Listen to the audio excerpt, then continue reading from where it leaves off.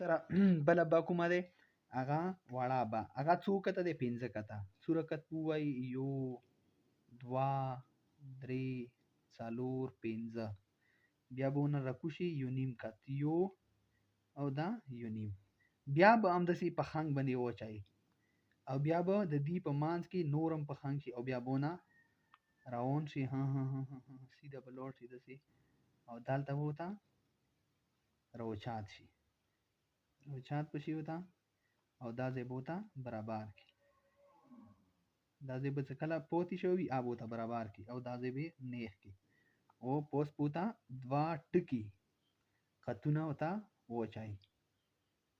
دا مو سره شوله کومه لانډه به छोटी बा या छोटी تا یا छोटी سا صحیح شو بس دا مو سره نن دی با او دی تا والا مشق شو الف څو کته و الف څلور کته و الف مات ا څو کته و څلور کته و دا با څومره وا